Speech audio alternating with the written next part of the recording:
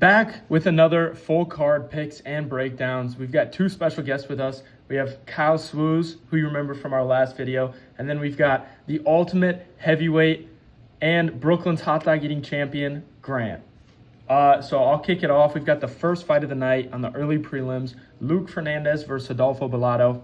I will be taking Luke Fernandez here. He had a nice 15-second knockout on Contender Series. Adolfo had a terrible showing versus Navajo Sterling, where he took the loss. Same age, about the same height. And Luke Fernandez, even though he's an inch shorter, he actually has the reach advantage here. He looks like the better striker. I'll be going with Luke Fernandez over Adolfo Bellato. Swoozy, who you got here? Yeah, I'm going to tail that Luke Fernandez pick as well. I love what I saw him out of the Contender Series just a little bit ago, and I think we saw Adolfo was just not good enough for our confidence to go with him in this fight. It's more of a pick 'em to me, and we're going to lead to the side of Luke here.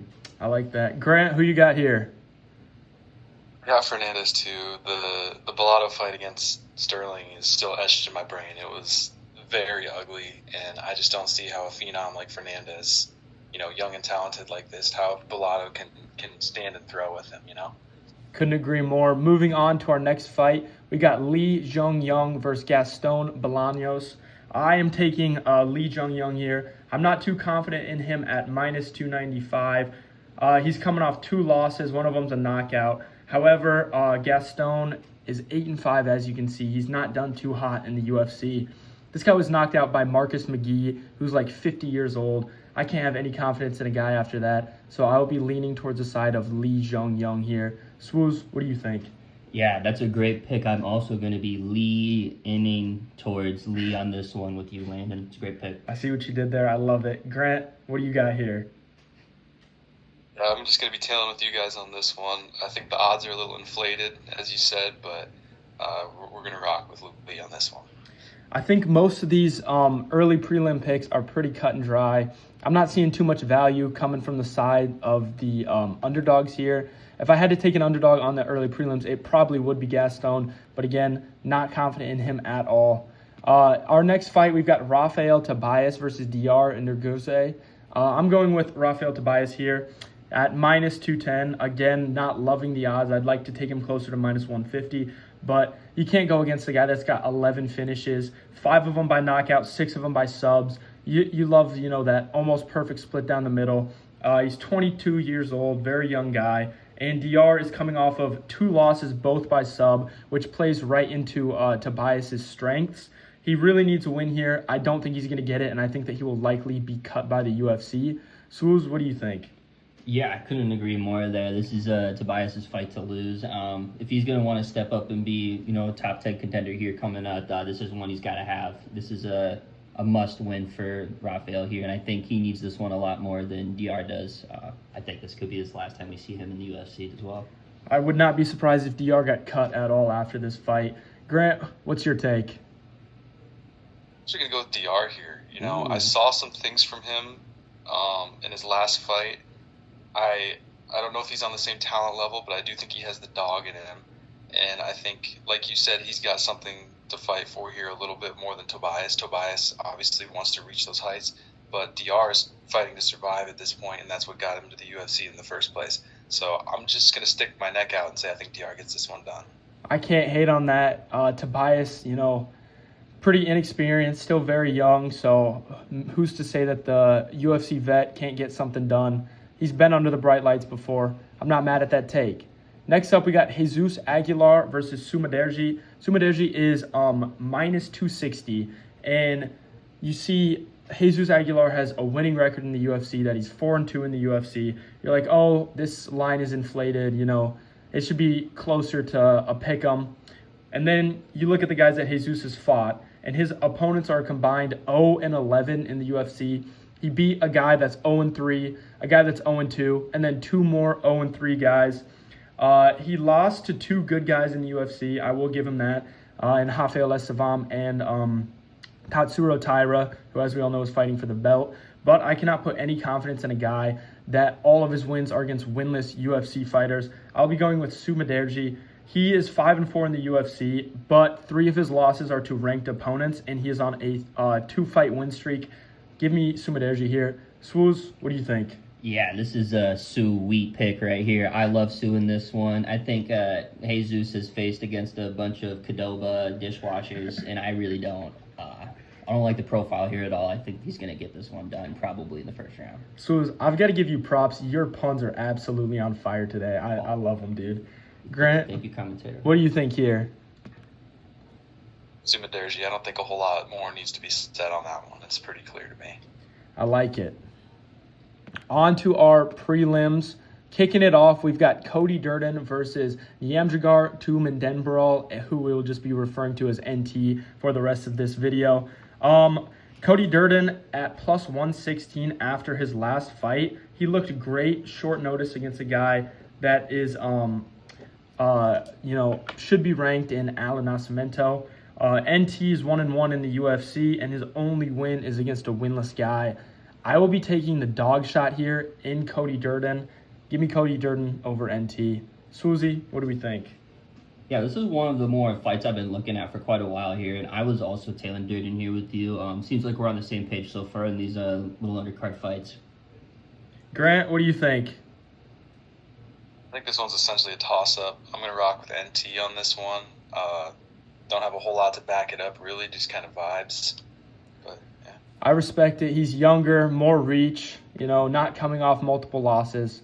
That's not a bad take. That's probably why he's the favorite. Next up, we got Alberto Montez versus Ricky Tercios. Ricky is 2-3 in the UFC, but he has lost to elite competition. He lost to Raul Rosas Jr. He lost to Ayman Zahabi.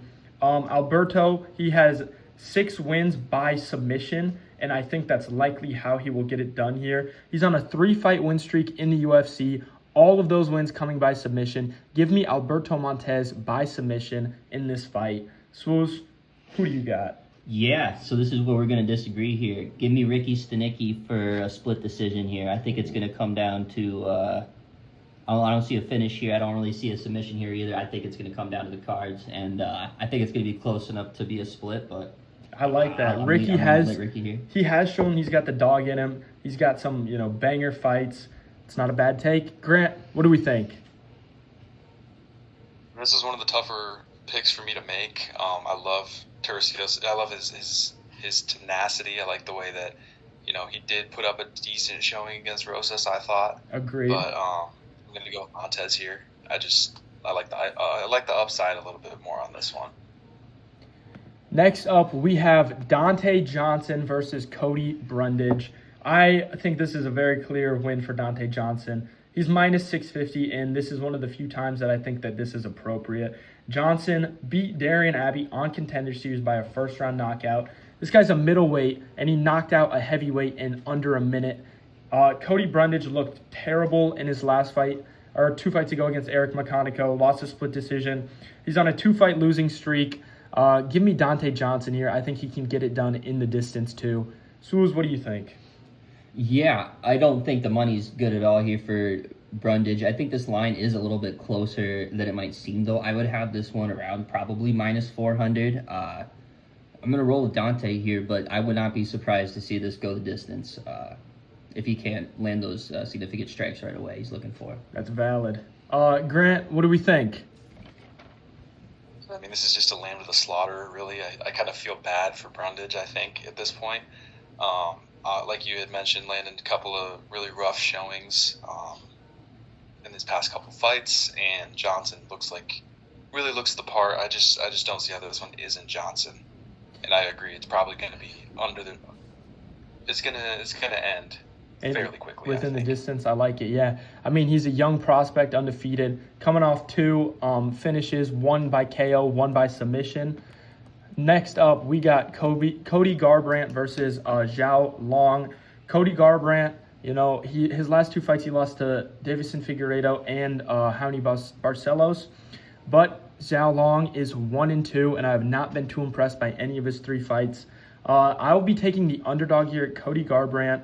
Zhang Lao is minus 158. I don't like that. I'm going to take the value here. I think that this is a toss-up, so give me Cody Garbrandt. Former champion. Can't go against him. Swoozy, who do we got?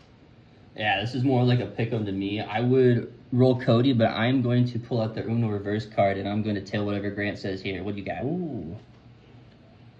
Oh, I was gonna say that I'm gonna agree with both of you guys here. Long is not. As a favorite, that's crazy to me. His last 5 fights have essentially been against soup cans. I've been very unimpressed. I went and looked back through his fights here, and just I don't see anything that tells me that he should be the favorite in this fight. I think it's a value play, and I think you have to go with Garbrandt at that point. So we have a unanimous underdog shot here in Cody Garbrandt. I love it. Let's move on to the main card. Kicking it off, we've got my favorite fight of the night, Gregory Rodriguez versus Bruno Ferreira. Gregory Rodriguez is a pretty big favorite, minus 210. These guys fought already. Rodriguez was a huge favorite. Bruno Ferreira stepped up, short notice, knocked him out in the first round. Can he do it again? I don't think so. I think Rodriguez has got significantly better in his last couple fights. Bruno Ferreira has not. Give me Gregory Rodriguez. I don't like him at minus 210, so I would probably lean towards him by decision, even though these guys, they've got firepower. Rodriguez had a decision in his last fight against Roman Kopylov. He just couldn't get him out of there. I will say that it's a very real possibility that Bruno Ferreira comes out and knocks him out again in the first round or two. I don't think it's going to happen. I think it's more likely that he doesn't land the shot than that he does. So I'll be taking Gregory Rodriguez here. Swooze, who you got? Yeah, you raised a great question here. I'm also going to tail Gregory here. I do not like what I've seen out of Bruno lately. That's all I got for you right there. Yeah. I like it. Grant, what do you got? I'm actually rocking with Ferreira on this one, and I'm leaving out the prior fight that those two guys had because let's be real, it was a bit of a fluke. Rodriguez has looked really good. I just think I just watched Ferreira fight Martin Vettori and go the distance with him, and I think Vettori is a far superior fighter than Rodriguez. Not any disrespect on Rodriguez, he creates these great highlights. He's got a ton of power, and he's got a pretty solid chin on him. It's just, I think talent-wise, the gap here for a minus 210 favorite between these two guys just doesn't make any sense to me, and I feel like I'm parroting myself again, but I just like the value on this one. I think it's way closer to a toss-up than people realize. That's valid. This is one of the best dog shots on the card. Next up, we've got Drew Dober versus Michael Johnson. This is essentially a pick-em. Dober minus 106, Johnson minus 120. I have to go with Dober here because simply due to the fact that he has not lost to any black opponent in the UFC. Give me Drew Dober. Michael Johnson, he looked really good in his last fight, but obviously Zell Huber is not as good as we thought he was. And Dober, his last 3 losses came to Manuel Torres, who's ranked, John Silva, who's ranked, and Renato Moicano, who is also ranked. Give me Drew Dober for the upset. Swooze, what do you think? Yeah, this is one of my favorite fights of the night. I love Drew Dober here. We've already seen the line go down a little bit from plus 130. Now he's at about plus 105 on some sites, even a slight favorite in others. I agree with the move here. Dober's the all-time lightweight knockout leader. He's got 10 of them. We can see him added to that total, I think, against Johnson. He's sniffing 40 years old here. Not that Dober's any younger at 37, but I think Johnson's a little washed up here, and he's historically faded against battle-tested veterans, and I like the significant strike advantage that Dober possesses over Johnson. I like it. Grant, what do we got? On golf, that's what's going on. I think Michael Johnson doesn't quite have the juice that Dober has, but I think if it goes the distance, it's Johnson, and for that reason, I think I'm going to be taking Johnson here because I don't think that this one ends within the distance. That's fair. Next up, we've got Rob Font versus Raul Rosas Jr.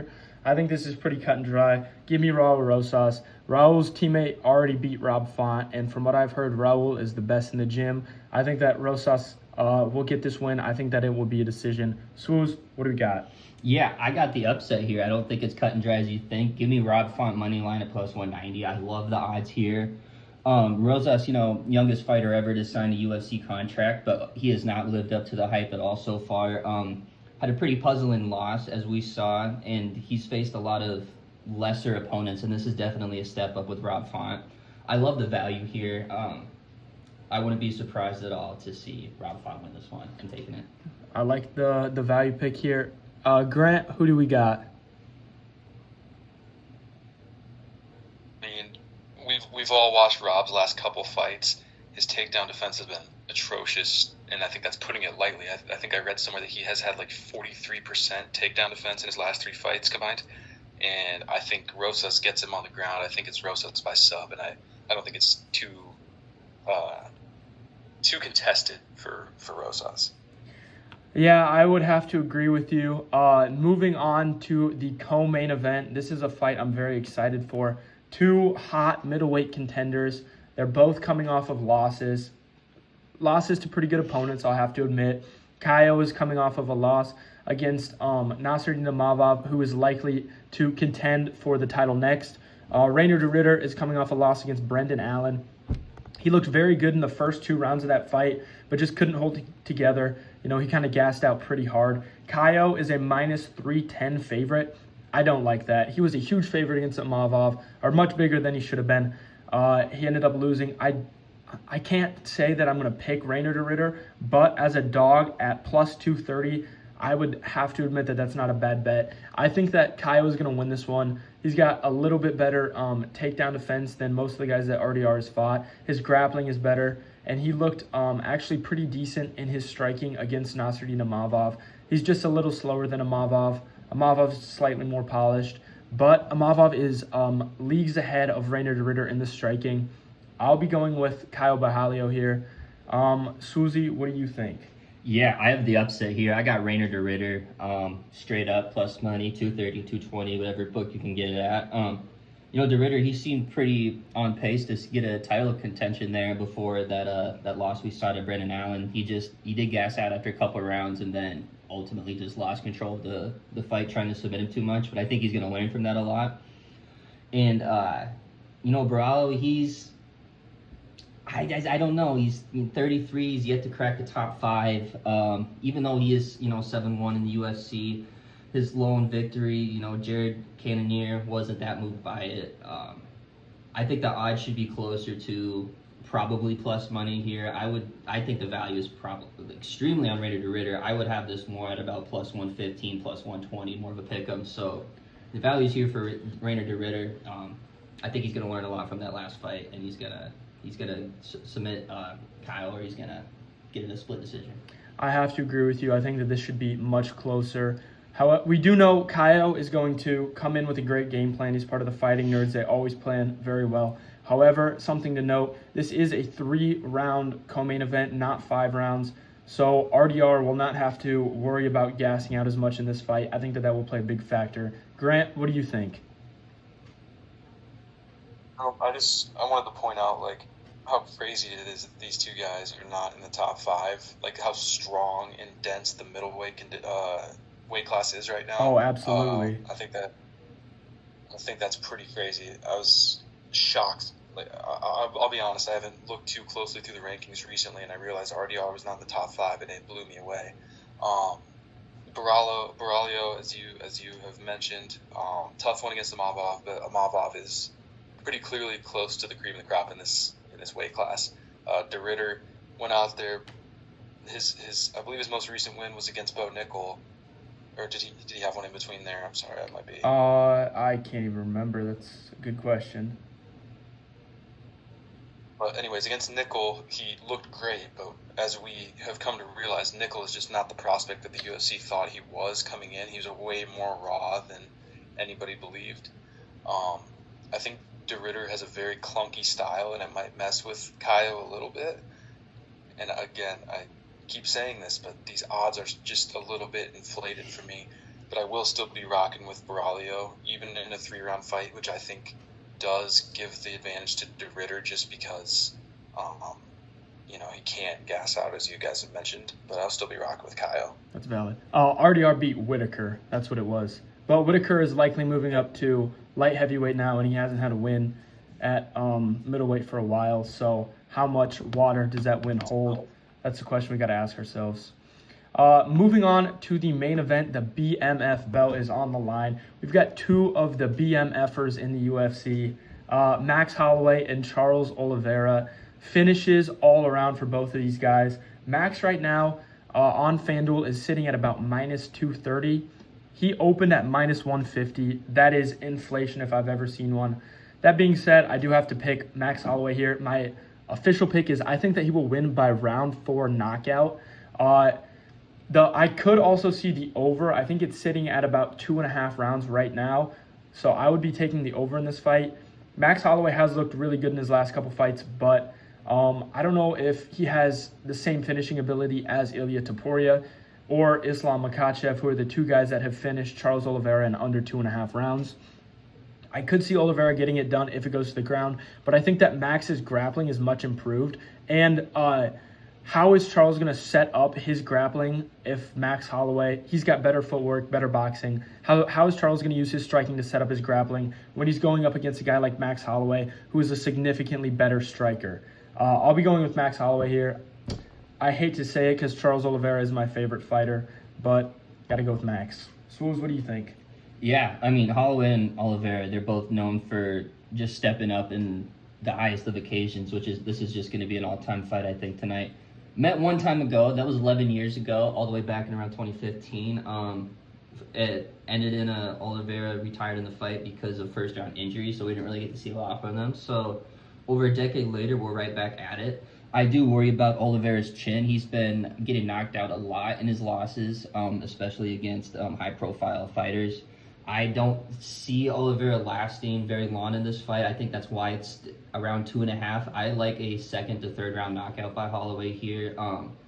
Although he doesn't face someone with the grappling and maybe technique skills like Oliveira, I don't see him getting the clinch enough and get into the positions he needs to. I think Holloway keeps this one on his feet, and I think he's just going to be a little too quick, too much, and I don't see the chin lasting up. I like knockout in this one.